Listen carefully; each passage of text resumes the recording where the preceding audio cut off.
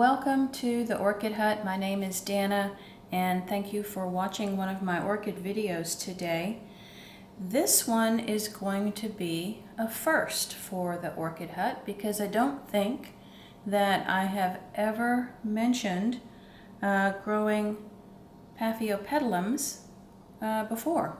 And this is going to be a repot, so it's going to be super interesting, I think. Let me show you first of all two of the Paphiopedilums that I have in my collection.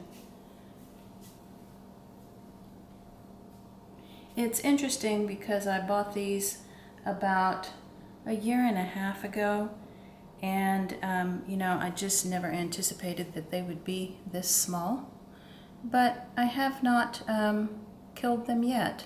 And they're growing very slowly, but growing. And when I purchased them, I had no idea that they were going to be this small. Paphiopedilums this small do require a little bit of extra attention to make sure that the moisture in the pot is being maintained. It's a little bit harder to do when they're this small. I would not recommend that beginners start off with a plant this small. But today's plant is actually one that I purchased last fall, and it was out of bloom, but I knew that it had bloomed because there was a flower spike right here that had been previously cut, and it had a new growth which has grown a little bit over the winter, not much, but it also had some really questionable media in the pot. However, I waited over the course of the winter and I did not repot it. I just tried to maintain the moisture content. And now that it's spring and hopefully we'll be developing more roots, I've decided to go ahead and get it out of this questionable media.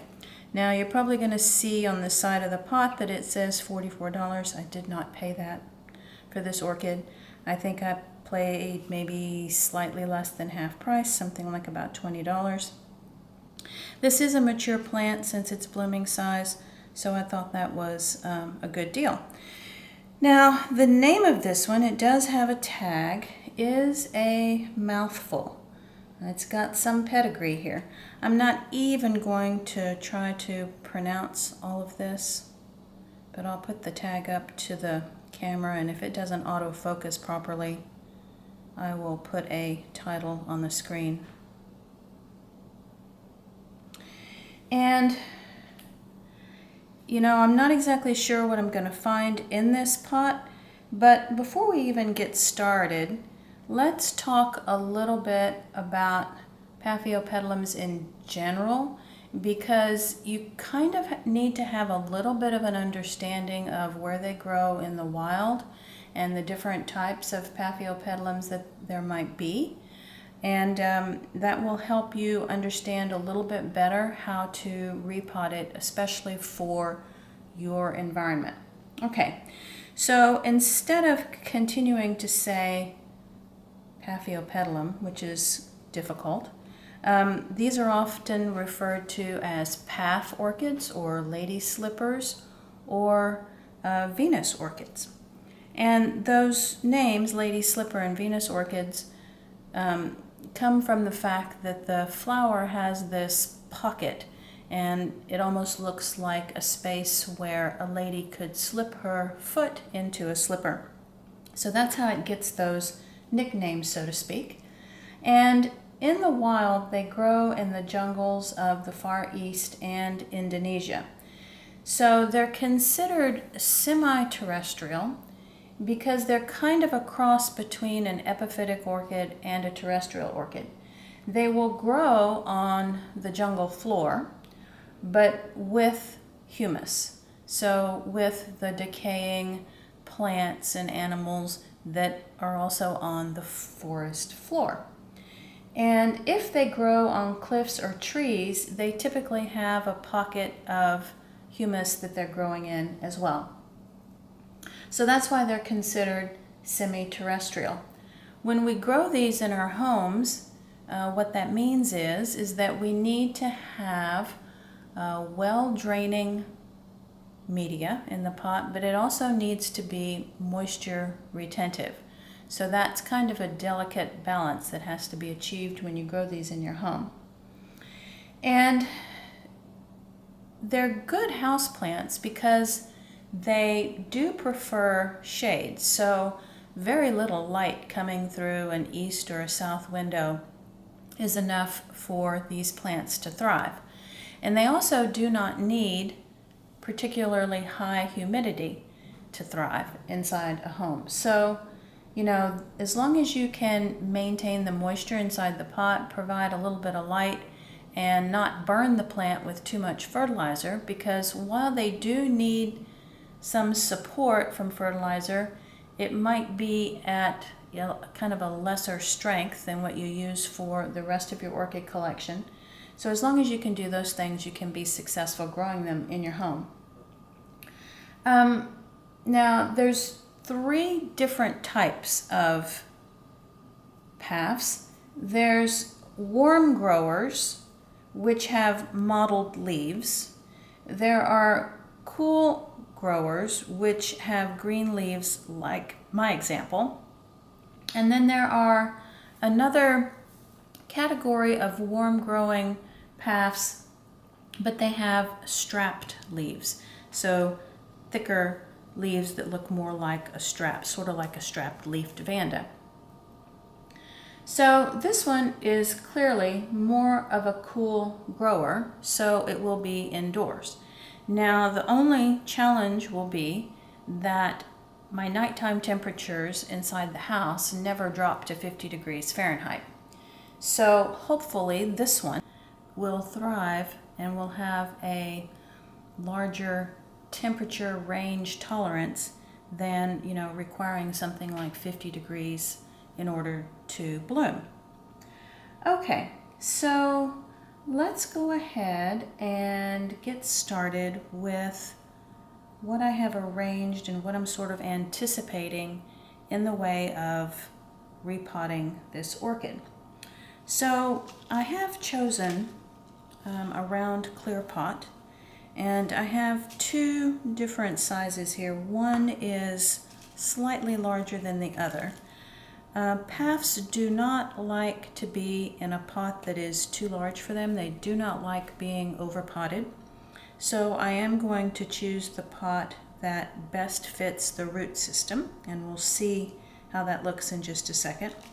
I have gotten a small scoop of perlite or sponge rock. This is actually probably more like sponge rock because it's a bit larger, to add to the pot because I'm trying to keep a well-draining environment. Okay, I have the pre-made mix from Repot Me that is suggested for paphs and phragmipediums. This is a small bark chip, but it does have some leca in it, and it already has a little bit of perlite sponge rock in it. So I'm considering just adding a bit more of the sponge rock, the small sponge rock. And then I also have on standby some New Zealand sphagnum moss, because this is the part of the media mix that will help retain moisture. So I'm not going to put a lot of this, but just a little. Okay, so we're going to go ahead and see what's inside this pot. I also think there's probably some packing peanuts down in the bottom. And I do believe this orchid has been in here a while.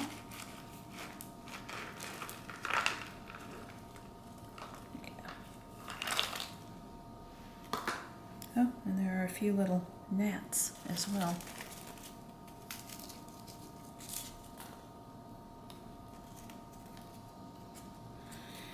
Okay, now the first time you see the root system of a paph, you may be somewhat shocked because it does look different than the root system of, say, for example, a Phalaenopsis. Paph roots are naturally brown, okay? And they also have very fine hairs on the roots. And this is the reason why they don't tolerate strong fertilizers all that well, because the strong fertilizers destroy the little furry roots found on the outside of the orchids. It's not mold, it's not any kind of, you know, strange fungus or anything that's growing on there. That's just naturally how the roots look. So I hope the camera was able to pick up on those fine hairs on the outside of the roots. But when you're checking the root system, you're going to be feeling for the same type of thing to identify the dead roots. And so, like for example, on this one, I can tell that the root is papery, it has no substance whatsoever, so this length of the root is dead and I will be needing to trim that off. Okay, also true for some of the lower parts of the roots, but then I come over here and the roots that are thicker also feel thicker, so I know that those are the living roots. Okay, but before I go any further, I do want to take this under the sink and rinse it off a bit, because there is some debris still clinging to the roots, and it would be easier to rinse it than to try and pick it off. I want to get rid of this old media so it doesn't get mixed in with anything new that I'm using. There are a few gnats flying around in this old media, so I want to get rid of that. And I'm going to get my clippers, make sure that they have been flamed and sterilized, and I will also be getting the hydrogen peroxide so that I can spray this root system before it gets repotted. Okay, so I'm off to the sink and I'll be right back. Okay, so back from the sink, and we are going to give this root system a trim after we identify where the roots are dead. So as I'm doing this, I'm just starting at the bottom and working my way up, and as soon as I feel that the root has substance, that's where I know where to clip it.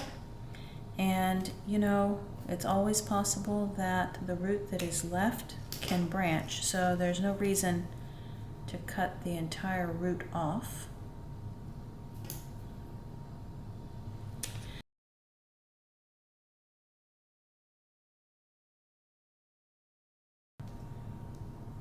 So as I'm doing this, in other Orchid Hut news, we do have storms coming this evening, high wind, hail, torrential downpours, etc., etc.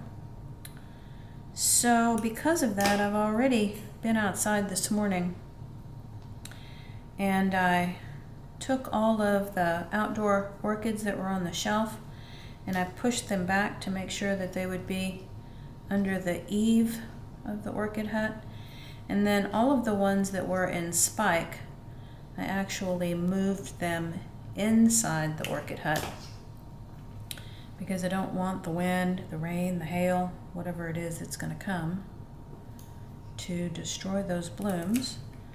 So I've already prepared for that. In Southeast Texas during the spring is when we get some of our most unpredictable and I guess you could almost say violent weather. Farther north and east they get the tornadoes. We typically don't have the tornadoes here, but we will have heavy rain, flooding, high wind, hail, and that kind of thing. Okay, so I think that's it. So truly, even though this orchid was like in really bad media, probably for quite a while, the root system is not all that bad. So let's go ahead and mix in the extra perlite into this mix. I would say that's maybe about 20% perlite to bark mix. And then I'm going to take some of the sphagnum mix that in.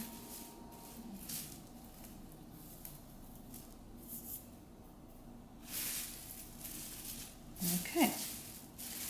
So, in the bottom of this pot, it's a smaller pot, so I really don't feel like I need to put anything large and chunky in the bottom. So, the challenge is going to be dispersing this stringy sphagnum moss throughout the pot.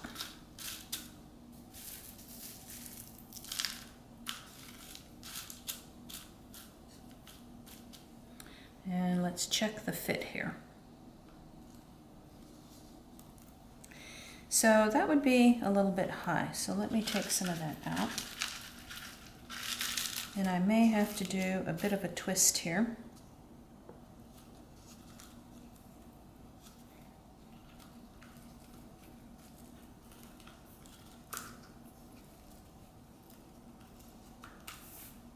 Okay, that's better.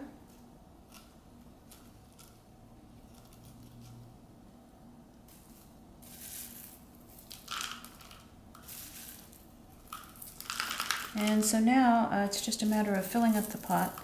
This smaller media falls in between the roots really easily. So I'm not going to have to probably poke or tap or try to coerce it to get it to go down inside the pot. It just kind of naturally is falling in there. You just have to pause to tuck in the moss pieces.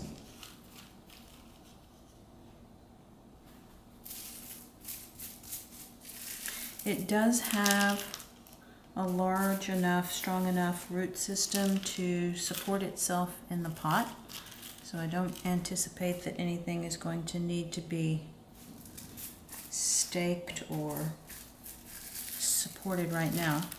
Oftentimes though, when paphs bloom, they do need to have their flower spike staked because it's typically tall and the stem is not that stiff or strong, and then the bloom can be sort of large and top heavy, so usually staking is only necessary for a bloom.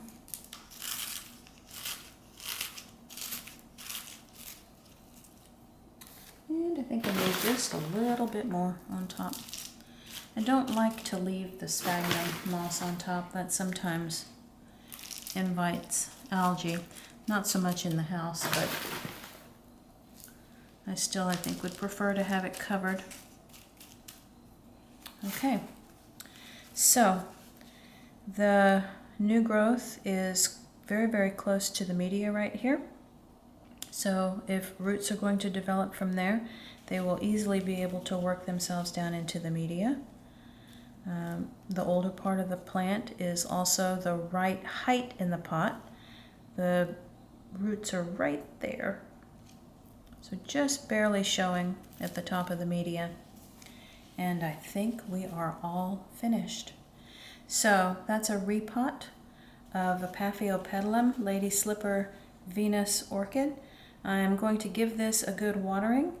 And you know, it's been under the grow lights in the secondary growing space. I think I will return it to that location until it blooms. If you want to grow these under grow lights, I would just make certain that it's at least 6 to possibly 12 inches away from the bulb, because remember, they're more low light orchids.